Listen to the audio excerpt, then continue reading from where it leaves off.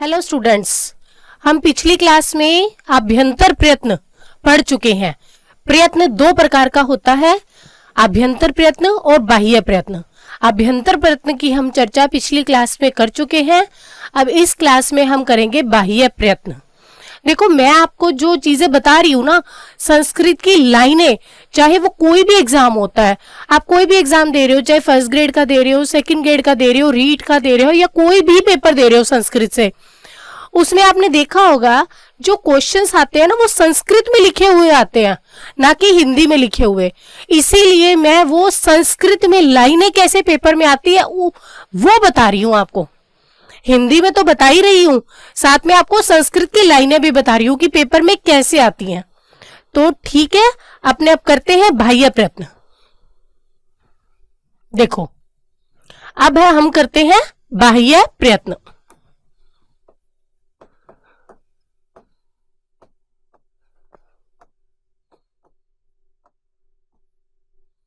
बाह्य प्रयत्न, बाह्य प्रयत्न कितने प्रकार का होता है? बाह्य तु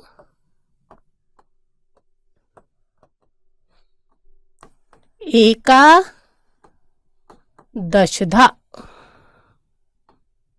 ये हमारी छोटी सी संस्कृत में लाइन है। बाह्य तु एकादशधा, बाह्य तु एकादशधा मतलब कि जो बाह्य प्रयत्न होता है, एकादश, एकादश मतलब 11। बाह्य प्रयत्न कितने प्रकार का होता है? 11 प्रकार का। आ रही है ना समझ में सबको? बाह्य प्रयत्न हमारा 11 प्रकार का होता है, ठीक है। एकादशधा, आपसे प्रश्न पूछ ले, बाह्य कतिविधा, बाह्य कतिविधा मतलब बाह्य कितने प्रकार का होता है, तो आंसर हो जाएगा एकादशधा। पहला क्वेश्चन ही क्या बन गया? एकादशधा, बाह्य एकादशधा। कौन कौन से होते हैं? 11। ये देखो, तो बाह्य प्रयत्न कितने प्रकार का हो गया? 11 प्रकार का। कौन कौन से होते हैं, इसके भेद अब देखते हैं। देखो, इसके लिए एक सूत्र है, इसके लिए एक सूत्र है। सबसे पहला सूत्र कौन सा है? खरो विवारा श्वासा अघोषाश्च। खरो विवारा श्वासा अघोषाश्च। अभी मैं इनको समझाऊंगी आपको, एक बार आप देख लीजिए। खरो विवारा श्वासा अघोषाश्च, ठीक है। फिर है दूसरा हश, हश, हश संवार नाद, हश संवारा नादा घोषाश्च। संवारा नादा घोषाश्च। हश है संवारा नादा घोषाश्च। वर्गाणाम प्रथमा, वर्गाणाम प्रथमा तृतीया और पंचम। जो वर्ग होते हैं ना हमारे, जो 5 वर्ग है हमारे पास, उसका पहला, तीसरा और पांचवा, ठीक है। पंचमा यणश्च, पंचमा यणश्च अल्प प्राणः। किसी भी वर्ग का पहला, तीसरा और पांचवा वर्ण प्लस यण प्रत्याहार के वर्ण, उनका बाह्य प्रयत्न होता है अल्प प्राण, ठीक है। अल्प प्राणः। और वर्गाणाम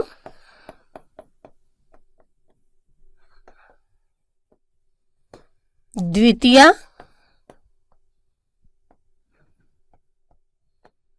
द्वितीया चतुर्थौ।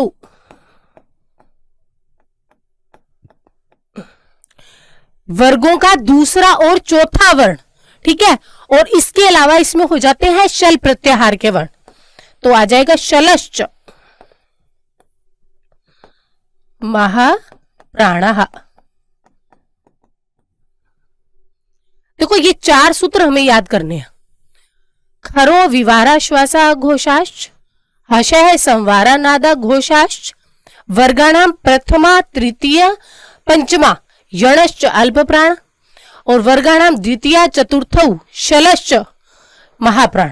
ठीक है, तो देखो अब इसने क्या कहा है, देखो जो खर प्रत्याहार के वर्ण है, खर प्रत्याहार में कौन कौन से वर्ण आते हैं पहले तो ये बताओ मुझे। खर प्रत्याहार में मैंने आपको बताया हुआ है प्रत्येक वर्ग का पहला और दूसरा अक्षर प्लस श श स, प्रत्येक वर्ग का पहला और दूसरा अक्षर प्लस श श स, ये आते हैं हमारे खर प्रत्याहार में। ठीक है, कौन कौन से, प्रत्येक वर्ग का पहला और दूसरा अक्षर। अब वर्ग मैं बोलूंगी तो समझ जाओगे ना, क वर्ग, च वर्ग, ट वर्ग, त वर्ग और प वर्ग, उसकी बात कर रही हूं, है ना। तो प्रत्येक वर्ग का पहला और दूसरा अक्षर होगा और श श स, वो किस में आते हैं, खर प्रत्याहार में। अगर आपको ऐसे नहीं पता लगे तो 14 महेश्वर सूत्र लिख लेना, उसमें ख से शुरू करके र तक के वर्ण ले लेना, चाहे ऐसे कर लेना, आपको जैसे सहूलियत लगे। ठीक है, तो खर प्रत्याहार के वर्ण है ना, उनका बाह्य प्रयत्न विवार भी होता है, श्वास भी होता है और अघोष भी होता है। समझ आई बात, कि जैसे खर प्रत्याहार के जो भी वर्ण होंगे, ठीक है, मतलब प्रत्येक वर्ग का पहला और दूसरा अक्षर प्लस श श स, ये जो भी जहां पे भी होंगे ना, उनका बाह्य प्रयत्न जो है विवार भी हो सकता है, ठीक है, श्वास भी हो सकता है और अघोष भी हो सकता है। समझ आई बात, विवार भी हो सकता है, श्वास भी हो सकता है और अघोष भी हो सकता है। किसका, खर प्रत्याहार के वर्णों का। अब आपसे खर प्रत्याहार का कोई भी अक्षर दे दिया, खर मतलब प्रत्येक वर्ग का पहला या दूसरा अक्षर, सपोज मैंने दे दिया ख ही दे दिया और पूछा इसका बाह्य प्रयत्न क्या है, और उसमें मैं ऑप्शन में एक तो विवार दे दूं, ठीक है, एक में दे दूं संवार, एक दे दूं नाद, ठीक है, और एक दे दे घोष। अब देखो विवार, श्वास और घोष में से क्या, कौन सा वाला दे रखा है इसमें, विवार, तो आंसर क्या हो जाएगा, विवार। वहीं आपको विवार और इधर दे रखा हो श्वास, ये नहीं दे रखा, और इधर दे रखा हो अघोष, ठीक है, इधर विवार, इधर श्वास, इधर अघोष, और नीचे दे रखा हो सर्वे, तो आंसर क्या हो जाएगा, सर्वे। समझ आ गई, मतलब खर प्रत्याहार के जो भी वर्ण है ना, उनका बाह्य प्रयत्न विवार भी हो सकता है, श्वास भी हो सकता है और अघोष भी हो सकता है। ठीक है, तो बाह्य प्रयत्न हमारे पास 3 हो गए, 1 2 3। इन्होंने यही कहा ना, बाह्य प्रयत्न 11 प्रकार का होता है, तो 3 भेद हो गए। इन तीनों के ही खर प्रत्याहार के वर्ण आते हैं, इन तीनों में। ठीक है, फिर अगला देखो हश। हश प्रत्याहार में कौन कौन से वर्ण आते हैं, हश प्रत्याहार में आते हैं प्रत्येक वर्ग का तीसरा, चौथा और पांचवा। पहला और दूसरा तो खर में आ गए, और तीसरा, चौथा, पांचवा जो बच गए वो किस में आ गए, हश प्रत्याहार में। और इसके अलावा क्या आ जाएगा, ह य व र ल,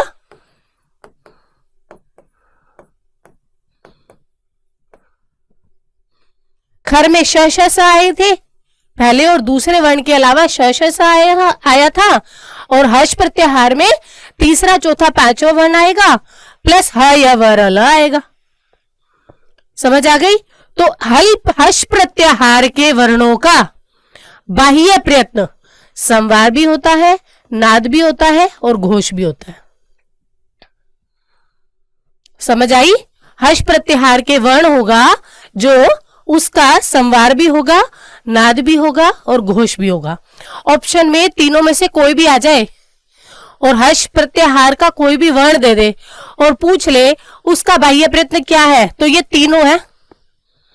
ठीक है, ऑप्शन में तीनों आ जाएंगे तो सर्वे, अगर कोई भी इनमें से आ गया तो वो टिक कर देना।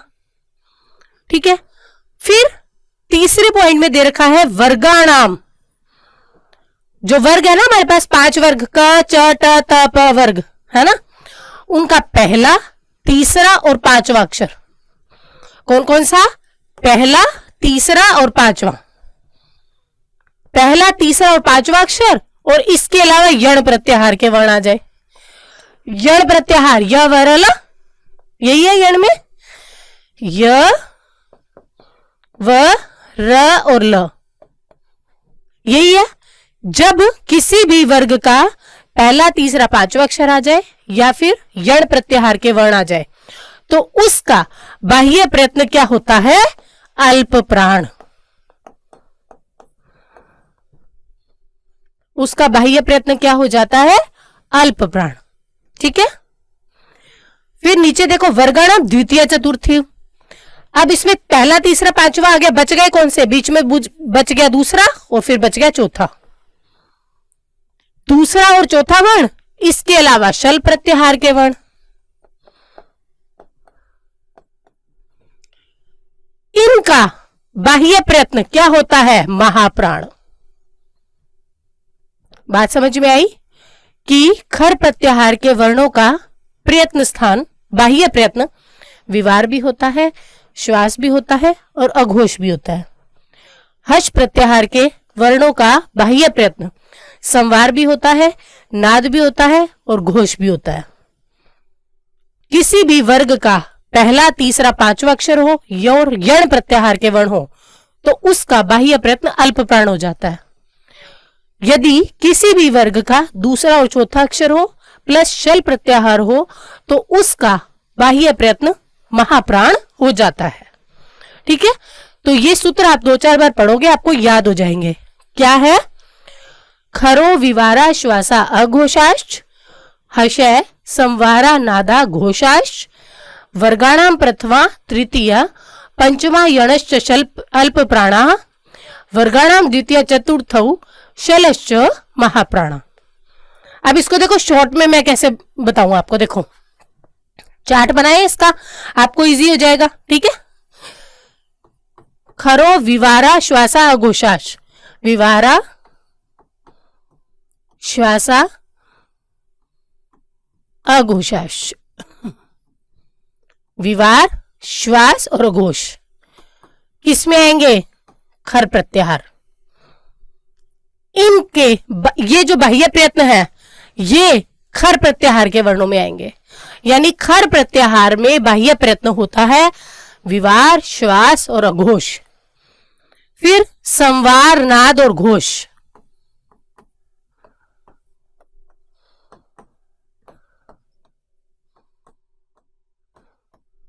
इसमें आ जाएंगे हर्ष प्रत्याहार के वर्ण।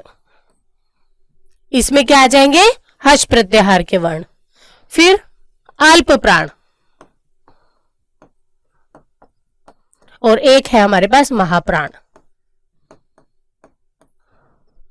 अल्प प्राण में हमने क्या पढ़ा था? किसी भी वर्ग का पहला, तीसरा और पांचवा अक्षर प्लस यण प्रत्याहार के वर्ण। किसी भी वर्ग का दूसरा और चौथा अक्षर प्लस शल प्रत्याहार के वर्ण। ठीक है। इसको इस तरीके से भी आप चार्ट में लिख सकते हो कि अगर आपका खर प्रत्याहार के जो वर्ण हैं उनका बाह्य प्रयत्न विवार भी हो सकता है, श्वास भी हो सकता है और अघोष भी हो सकता है। हर्ष प्रत्याहार के जो वर्ण हैं उनका बाह्य प्रयत्न संवार भी हो सकता है, नाद भी हो सकता है और घोष भी हो सकता है। अल्प प्राण में प्रत्येक वर्ग का पहला, तीसरा, पांचवा अक्षर आएगा या फिर यण प्रत्याहार के वर्ण आएंगे। महाप्राण में किसी भी वर्ग का दूसरा या चौथा अक्षर आएंगे प्लस शल प्रत्याहार के वर्ण आएंगे। ठीक है। खर को आप ब्रैकेट में ये भी लिख सकते हो, प्रत्येक वर्ग का पहला और दूसरा अक्षर प्लस श श स। इसमें लिख सकते हो प्रत्येक वर्ग का तीसरा, चौथा और पांचवा अक्षर प्लस ह, य, व, र और ल। ठीक है। इस तरीके से लिख सकते हो आप याद करने के लिए। ठीक है। और यण प्रत्याहार जो है उसमें कौन कौन से वर्ण आते हैं इसको खोल सकते हो, य, व, र और ल। और शल में क्या आ जाएगा? श, श, स और ह। ठीक है। ये शल प्रत्याहार हो गया। तो ये है हमारा बाह्य प्रयत्न। इसमें देखो बाह्य प्रयत्नों की संख्या कितनी बताई? 11। देखो काउंट कर लेते हैं। देखो 1, 2 3 4 5 6 7 और 1 8। ये 8 भेद हमारे सामने आ गए। किसके? बाह्य प्रयत्न के। बाह्य प्रयत्न के 8 भेद हमारे पास आ चुके हैं। इसके अलावा 9वां 10वां और 11वां कौन कौन सा होता है वो देखते हैं। अब देखो, एक तो होता है उदात्त, एक होता है अनुदात्त और एक होता है स्वरित। 9 10 और 11। उदात्त क्या होता है? उच्चैर उदात्त है।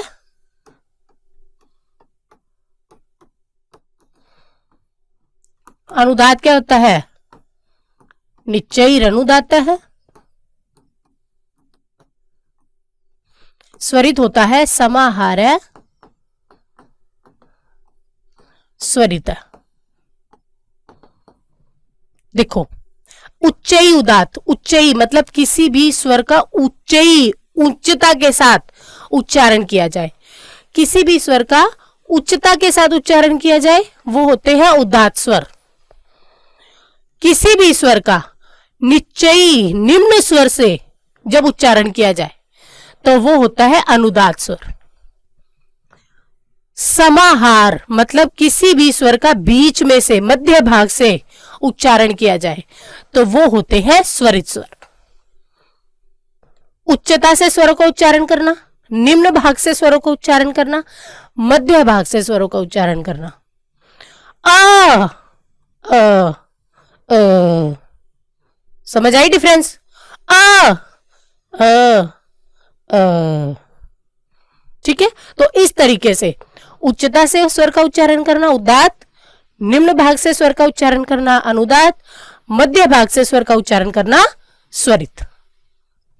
तो ये कुल मिलाकर के बाह्य प्रयत्न के भेद हो जाते हैं 11। समझ आई बात? देखो, विवार श्वास और अघोष खर प्रत्याहार में, संवार नाद और घोष हर्ष प्रत्याहार में, अल्प प्राण में पहला तीसरा और पांचवा अक्षर प्लस यण प्रत्याहार के वर्ण, महाप्राण में प्रत्येक वर्ग का दूसरा या चौथा अक्षर प्लस शल प्रत्याहार के वर्ण, उदात्त अनुदात्त और स्वरित, उदात्त उच्चैर उदात्त अनुदात्त निश्चैर अनुदात्त स्वरित समाहार स्वरित, मध्य भाग से जिसका उच्चारण किया जाए। ठीक है, तो ये हो गए हमारे बाह्य प्रयत्न के 11 भेद। अब आपको पेपर में प्रश्न कैसे आता है? देखो, पेपर में प्रश्न आ गया 6 दे दिया और पूछा अस्य इत्यस्य बाह्य प्रयत्नम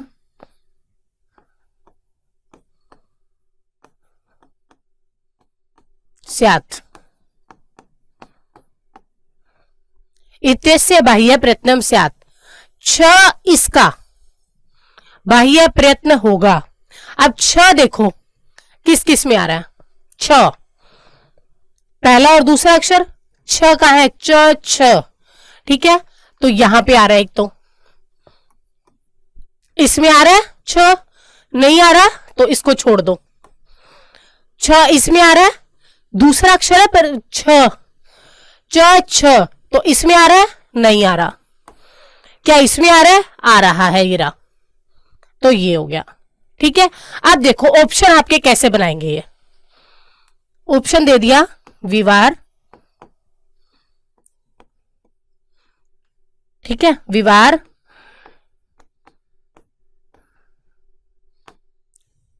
ठीक है, और दे दिया महाप्राण, सर्वे। ऑप्शन ये दे दिया।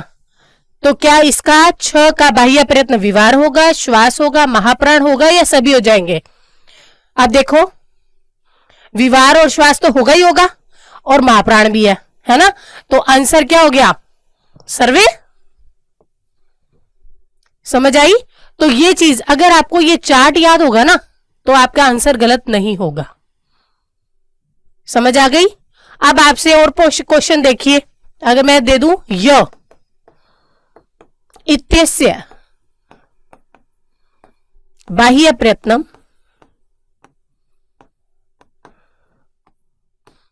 किम, य, अब य कहां रहा है, देखो पहले में आ नहीं रहा, फिर यह देखो ये रहा, यह आ रहा है यहां पे, यानी कि ये सही है, इसमें आ रहा है। क्या यह इसमें आ रहा है, यह ये रहा, इसमें भी आ रहा है। क्या इसमें आ रहा है, नहीं आ रहा। यानी कि संवार, नाद, घोष और अल्प प्राण, ये इसके क्या हो जाएंगे, बाह्य प्रयत्न। कौन कौन से, संवार, नाद, घोष और अल्प प्राण, ये सब क्या हो जाएंगे, य वर्ण के बाह्य प्रयत्न। समझ आ गई किस तरीके से प्रश्न आते हैं, और ये बाह्य प्रयत्न से संबंधित 2 से 3 प्रश्न आते ही आते हैं, चाहे आप कोई भी एग्जाम दे लो। ठीक है, तो इनको अच्छे से याद कर लेना, इन सूत्रों को अच्छे से देख लेना। ठीक है, मिलते हैं अगली क्लास में अगले टॉपिक के साथ। Thank you.